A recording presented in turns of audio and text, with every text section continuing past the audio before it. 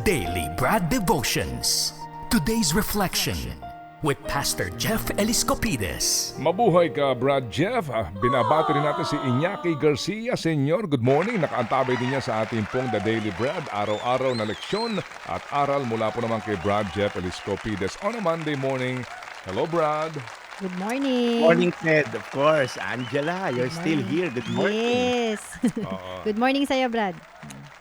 Si, morning. si Chacha kasi nagsabi na nagpapalakas lang po at kapag everything is okay na, sabi ko, tsaka ka na magparamdam para wala na tayong kumbaga aalalahanin pa. Yun. Basta Opo. we got you. Yes, so next year daw ho ang balik ni Chacha.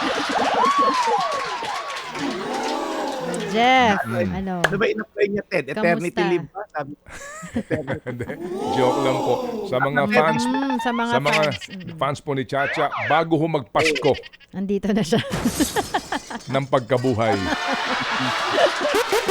Kayo talaga, babalik na yan soon. Abangan nyo. Surprise yan. Angel, Brad Jeff.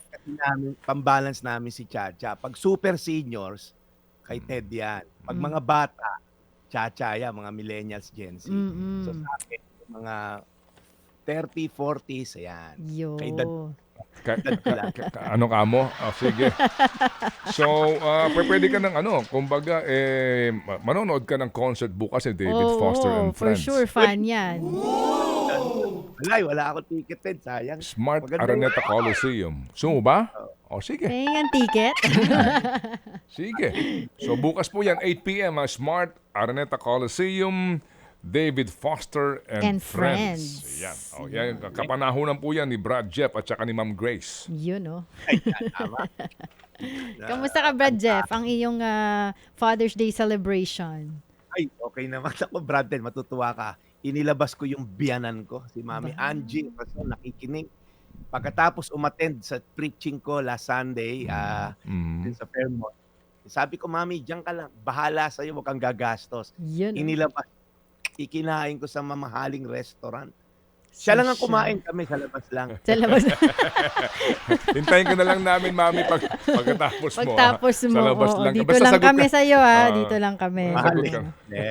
Mami Angie, thank you for listening. Ted, may namit din ako kahapon. Kuya Rolando Isidro ng Sobel Rojas, Pasay. Pumunta lang doon sa Fairmont dahil narinig tayo last Friday. So, Kuya, maraming salamat, Kuya Rolando. Namit ko kahapon. Ganun Thank talaga. you.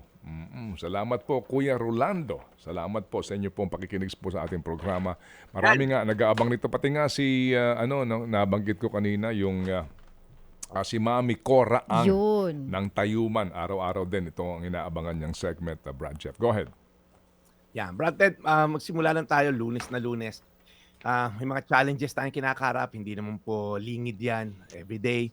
Pero maganda lang yung kwento na itong tututukan natin. Tinatin kung gaano tatagal hanggang Friday ko aabot. About this woman na talaga nakatakda ng masira ang buhay dahil ang kanilang lugar, yung Jericho, ay binigay na ng Diyos as part of the promised land. So, iko-conquer yung land nila.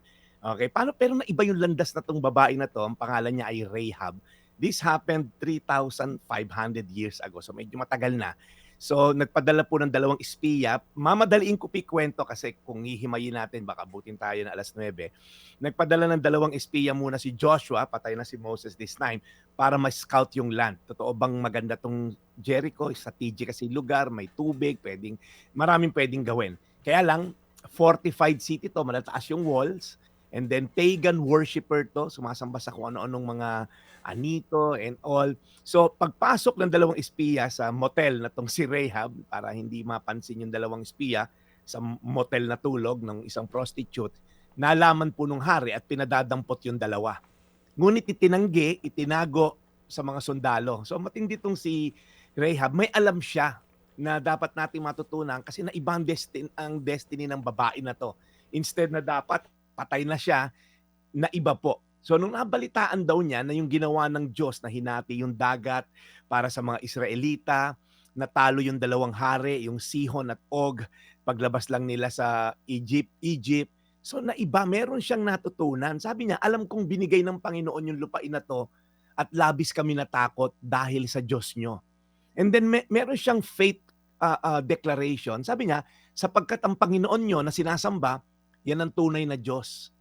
Okay? Saan nangyari yon? Saan nanggaling yung kanyang pananampalataya na isa siyang sumasamba sa mga Diyos-Diyosan ng Jericho? And yet ngayon, sabi niya, yung Diyos nyo na nabalitaan ko lang, binati yung dagat, nailabas kayo and all sa powerful king ng Egypt, naniwala ako. Paano po nagsimula yung pananampalataya na itong si Rahab? Sabi po sa Roma 10:17, kaya't ang pananampalataya ay bunga ng pakikinig. At ang pakikinig naman ay bunga ng pangangaral tungkol kay Kristo. Okay, ibibitin ko lang kayo sa kwento ni Rahab ano mga naging proseso ng paglago ng kanyang pananampalataya. Pero the starting point po ng pananampalataya is hearing. Faith comes from hearing and hearing the Word of God. Kung wala pong informasyon, wala pong magiging revelasyon. So mahalaga po ngayon, nakikinig kayo for more than 3 years dito sa segment natin na Daily Brad.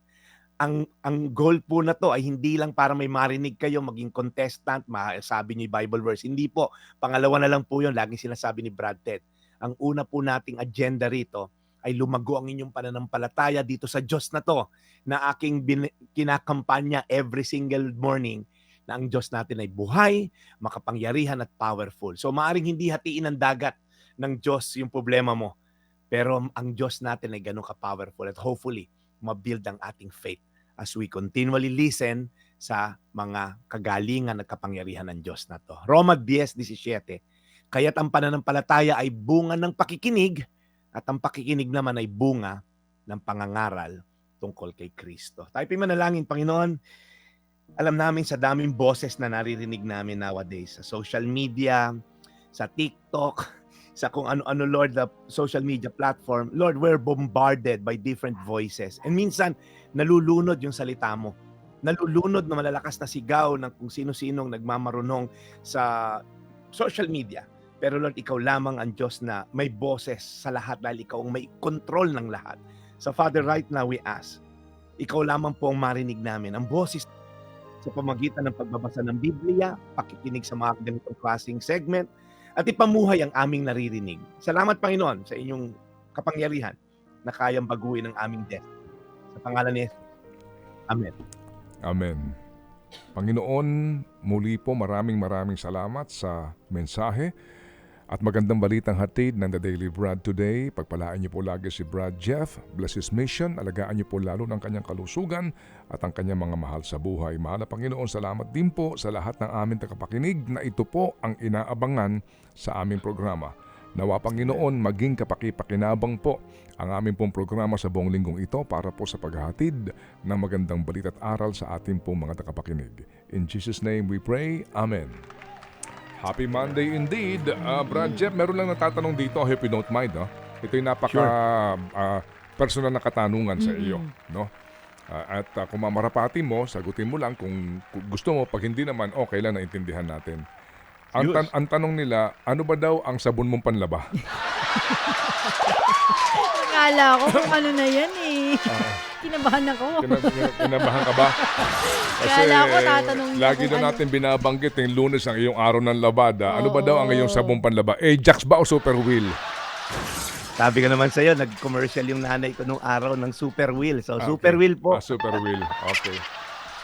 Yun lang naman. So, Super Wheel po. Ang sagot, Super Wheel. Maganda siya sa kutis. Pati yung mukha ko. Maganda. Nilaban mo na pati mukha mo. Kinabahan daw si Angela. Ikaw ang kinabahan sa tanong ko, ha? Kala ko kung anong itatanong mo sa personal. Sobrang seryoso eh. Oo nga eh. Kung mamarapatin niya Kung lang naman. mamarapatin lang Mamarapatin yung lang pala. Kung ayaw mo sagutin, tindihan natin. Okay, ano daw? Saka ko na i-announce pag may sponsor na ako. Para sige. makapag-plug ka. Sige. Okay. Salamat na marami, Brad. We'll see you again tomorrow and have a good and productive Monday. Maraming salamat, Angela at Ted. Thank you. Thank you, serving the people, Brad Jeff Eliscopides. Ted Filon at DJ Chacha. Ngayon, nasa Radyo 5, 92.3 News FM. Monday to Friday, 6 to 10 a.m.